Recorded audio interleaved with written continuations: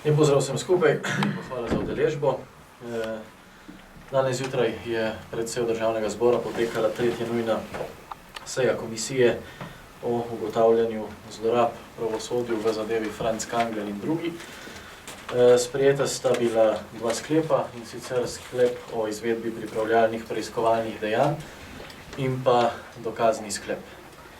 Kar se tiče sklepa o izvedbi pripravljalnih preiskovalnih dejanj, bo parlamentarna preiskovalna komisija za potrebe svojega dela od organov zahtevala sledeče. Od Policijske uprave Maribor, da predloži vso dokumentacijo v zvezi z operativno obdelavo v zadevi Kras, vključno s spisovnim seznamom. Od Informacijskega pooblaščenca, da predloži vso dokumentacijo v zvezi z zaključki in ugotovitvami inšpekcijskih nadzorov, ki jih je informacijski pooblaščenec opravil od leta 2013 dalje. Od Komisije za preprečevanje korupcije, da predloži vso dokumentacijo, ki se nanaša na Franca Kanglerja in njegove ožje družinske člane. In pa od Urada za preprečevanje pranja denarja, da predloži vso dokumentacijo, ki se nanaša na Franca Kanglerja. Na podlagi tudi teh dokumentov, ki verjamem, da jih bomo dobili, bomo potem lahko nadaljevali svoje delo. Kar se tiče pa dokaznega sklepa, pa sta bila sprejeti v bistvu dve točki. Ena, da bo preiskovalna komisija pogledala v gradivo, ki ga je včeraj na komisijo dostavil na sejo gospod Franc Kangler, in pa da bo zaslišala naslednje priče. Zoran Šarič, to je avtor te knjige Županov boj, dr. Marko Bošnak, gospod Ciril Gerlovič, gospod Andrej Verlič, gre vse za pravnike oziroma odvetnike, prav tako tudi Peter Žnidaršič. Gospod Željko Vogrin, bivši podžupan iz stranke LDS v času župana Kanglerja, pravnika dr. Cirila Ribičiča, potem pa bivše aktivne politike, kar se tiče delovanja v parlamentu, gospod Rudolf Moge, gospod Jože Rovšek in pa gospod Franc Pukšič. Gre za bivše člane Komisije za nadzor obveščevalnih in varnostnih služb, katerih vlogo je že včeraj na preiskovalni komisiji predstavil tudi Franc Kangler. Potem gospa Jana Dolenc in pa gospod Andrej Kranc, priči v primeru hišne preiskave, ki se je izvajala pri gospodu Francu Kanglerju na domu.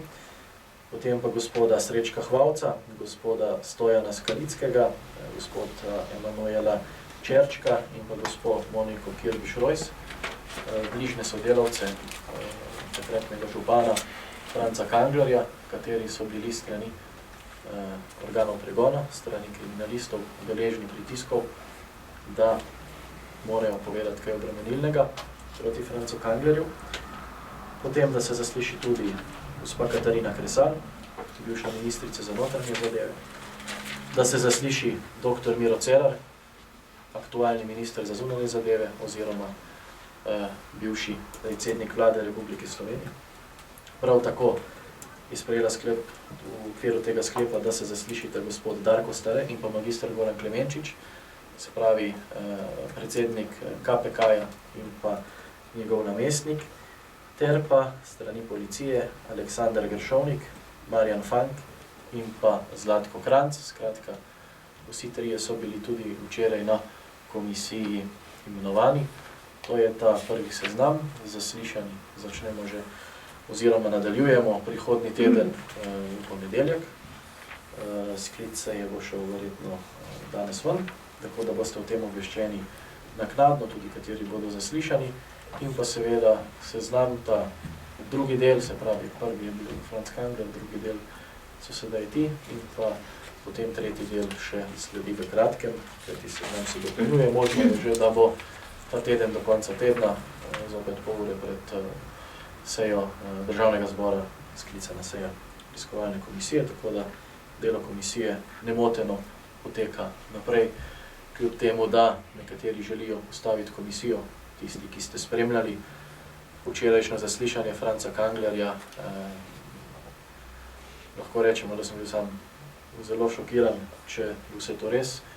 Če je vse to res, potem lahko rečem nič drugega, kot da mi je jasno, zakaj želi pravosodje ustaviti to preiskovalno komisijo. Se pravi, tisti, ki si želi ustaviti to preiskovalno komisijo, vključno s koalicijskimi poslanci, si želijo to zato, ker bodi si se v zadevo vpleteni, bodi si jim pa takšno stanje zdaj.